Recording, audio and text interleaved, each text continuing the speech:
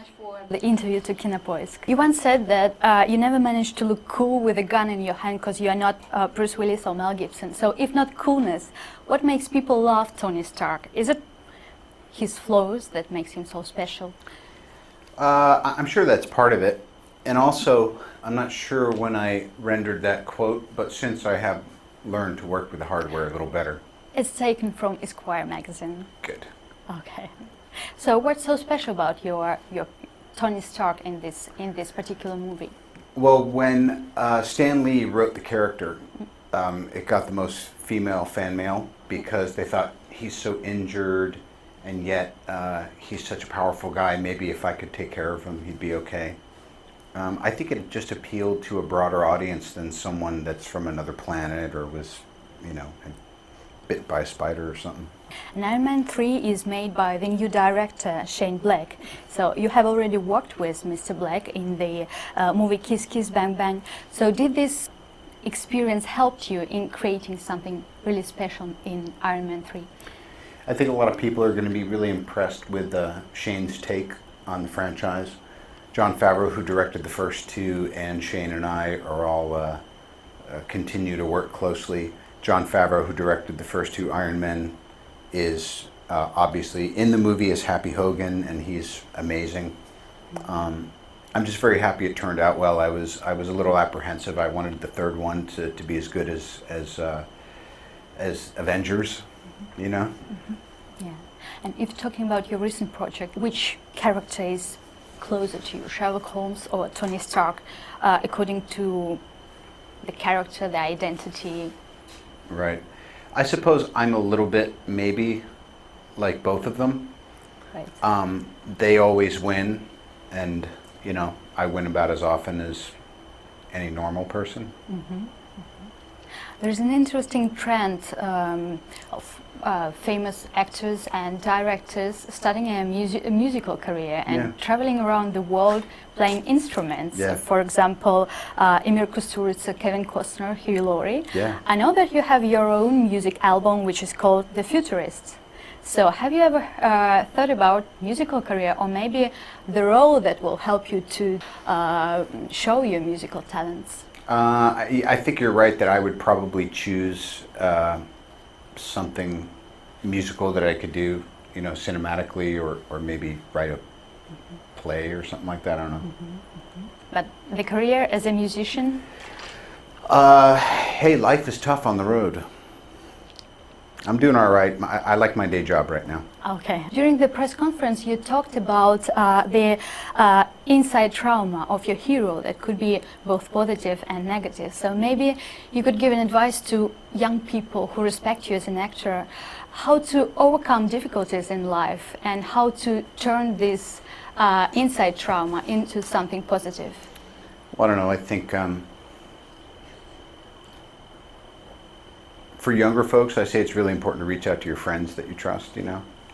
I don't know. I mean, I'm certainly not a spokesman for troubled youth, you know. But I appreciate it when I can do movies that tell stories that may have some of those answers, you know. Mm-hmm. Okay. Thank you so much, Mr. Downey. Thank you. Thank you. Hey, nice to meet you. Sir Kingsley, hello. Thank you very much for this interview to Kinopoisk. My pleasure. And my first question is, you once said that if you haven't changed your name, you wouldn't have become so famous. So what are the things that are important for your success? Oh, great fortune, good luck is an enormous part of anyone's success, especially in acting. I think if you are a scientist, maybe you are lucky with your experiments, if you're trying to prove a theory. If you are a composer or a musician, you are fortunate to just hear something from nature. If you are a painter, you are fortunate to catch something as the sun setting, or a patch of light on something, or the turn of somebody's face. All creative processes do, I think, involve a certain degree of really good fortune, good luck. So I think the combination, I would say, to the actor starting out in his or her career is to make sure that you're practicing all the time with your voice, with your movement, with your body, with your imagination. And then when you get lucky, you're prepared. So success is a combination of opportunity and preparation. But you cannot have one without the other to ensure success. I have been very lucky. I was very fortunate to join a great company. As great as the Moscow Arts is the Royal Shakespeare Company.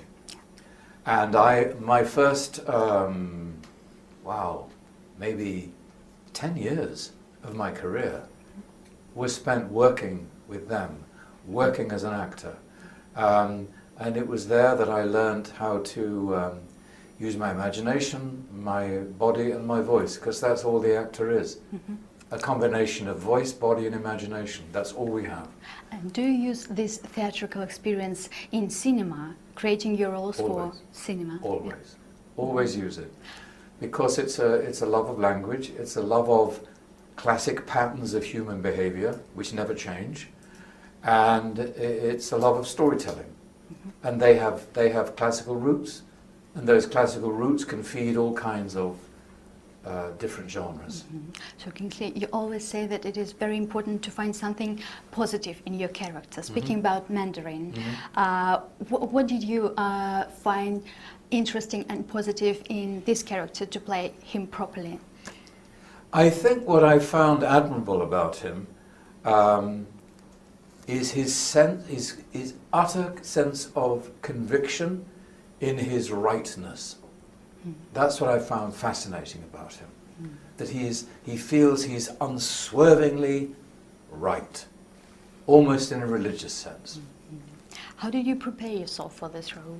I sleep well, I have fruit for breakfast, and I learn my lines. That's a very good preparation. Yeah. Could you tell me, you've played in such films as Lenin the Train and the Trans-Siberian. So while doing these films, did you have the possibility to know Russia a little bit better? Or maybe you destroyed some stereotypes about the country? Well, I think one of my proudest Russian roles was Dmitry Shostakovich.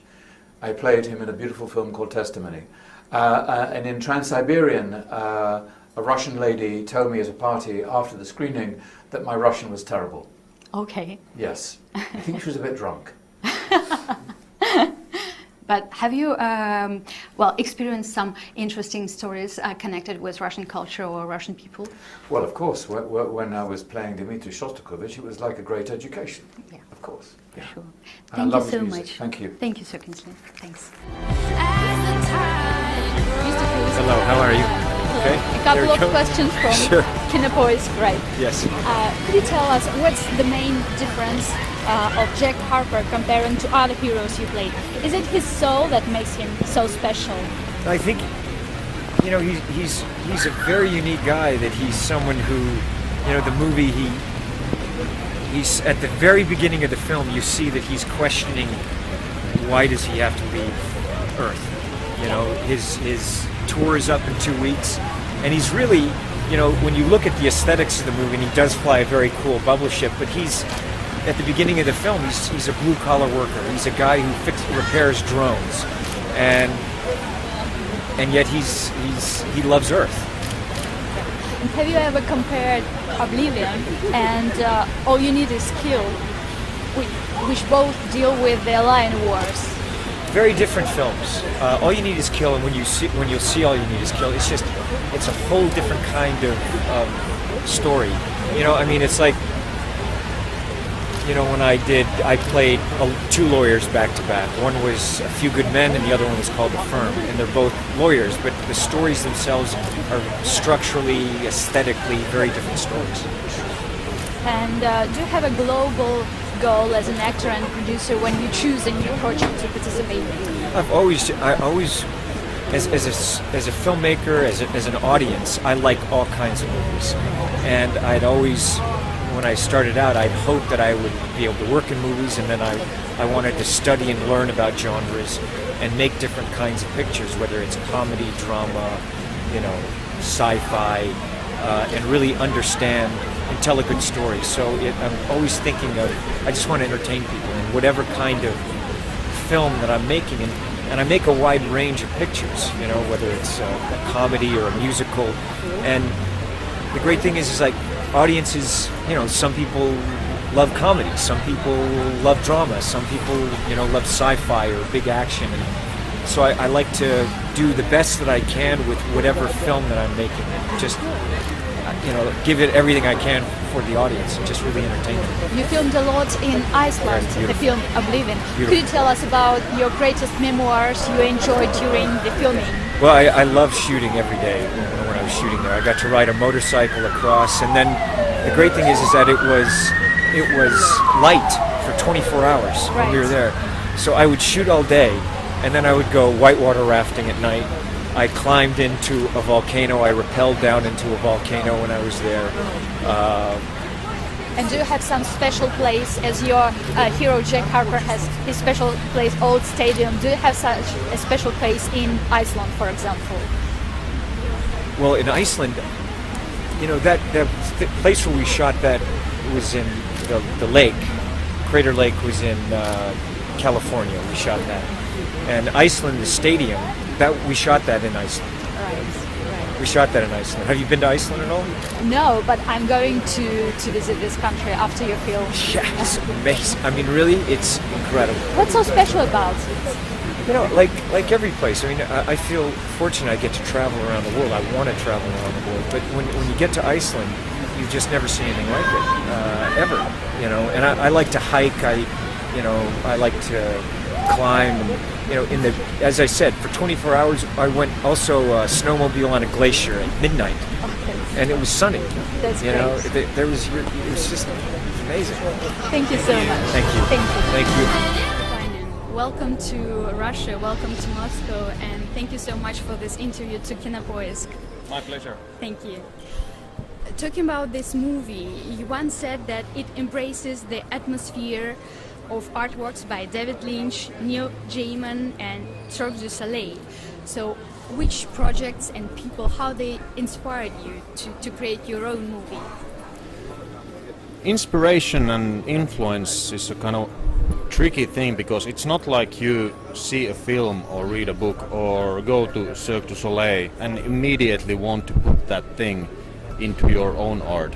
It's like you absorb it all in, you feel really inspired by it, you enjoy it a lot, and after some time it comes out and you realize that, okay, this film looks a lot like David Lynch film, it looks a little bit like Tim Burton. Why is that? Well, because I really enjoy those films, so naturally you want to do something similar. The idea for the actual storyline came from the director. What I originally had in mind was something completely different. We wanted to do 12, 13 separate music videos without any dialogue. That was the original idea. And we wanted Mr. Stope Harju to direct all of those videos, because we knew each other and we knew his visual style would fit us perfectly. But then he told us that, you know, this is going to take a lot of money, so you can actually do a full-length film with the same amount of money. So what if I keep your original 12 ideas and write the script around those ideas? And I said, okay, you can try that.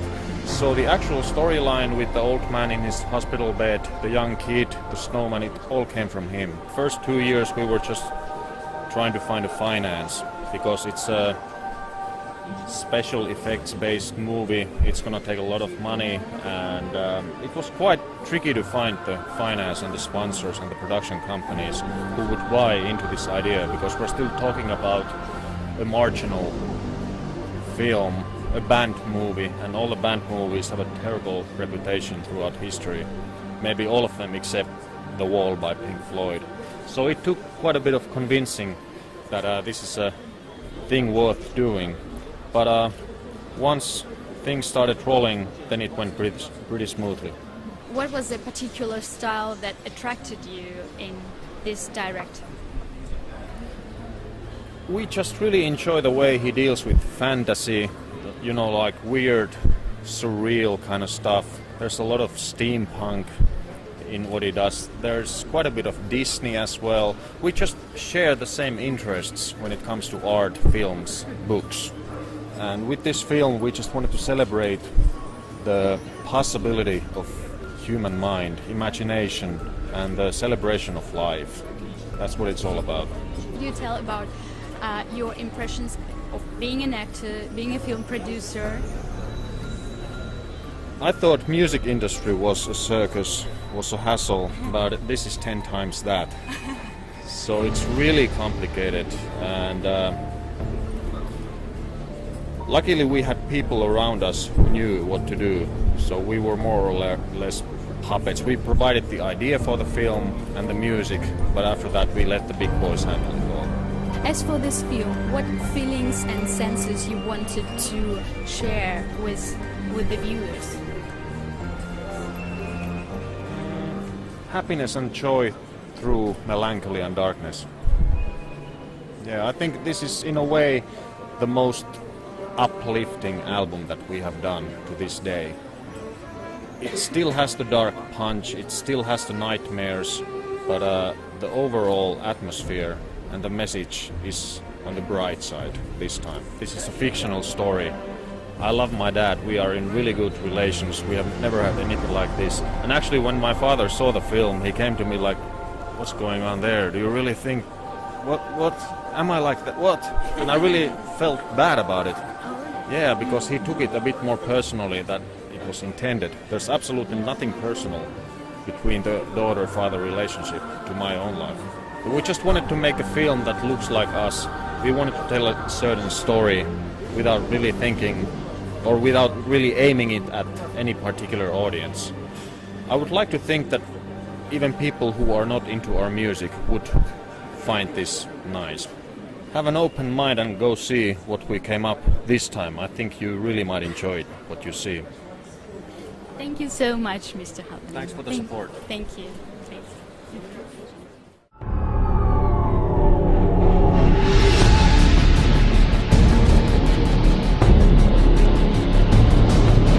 Mr. Hirtala, welcome to Russia, welcome to Moscow, and thank you for this interview to Kinopolis. Thank you. Spasibo. Yeah, the actual brainstorming about this idea of having 12 short movies or music videos happened already a while back. So we had some really weird ideas flying around in some tour bus already for that. But then when he said about this Tobias idea that why don't shoot a full movie, it was like, okay. So I have to see about some raw script, some concept pictures, and when I did, I was like, okay, this seems interesting. And then I had to kind of make up my mind, and the defining point to me was that, okay, we know the right people for this, and we also have a chance to pull out the finances and ourselves and get something from here and there and all that. So if we don't do this now, we're going to regret it ever after. So it's better that we will do it, or we'll take the risk no matter what happens. And I'm pleased with the collective willpower that we had in order to pull it through and make it happen. That is really great thing about this thing. On the album there is definitely some parts of the musical ideas, the whole arranging process we did with the band, and then of course those songs end up quite different on the album, but without that input from everybody, I guess it would be different. Also, when we were seeing the raw versions of the film, there were definitely places where, okay, I think that line of speech is a bit cheesy. I would like for that to be cut out and all that, and maybe a little bit more of the musical background in this place and all that. So, in that way, it is a collaborative process. But of course, well, the main thing probably lies with Stobbe and Tuomas still. We all had our input in some places.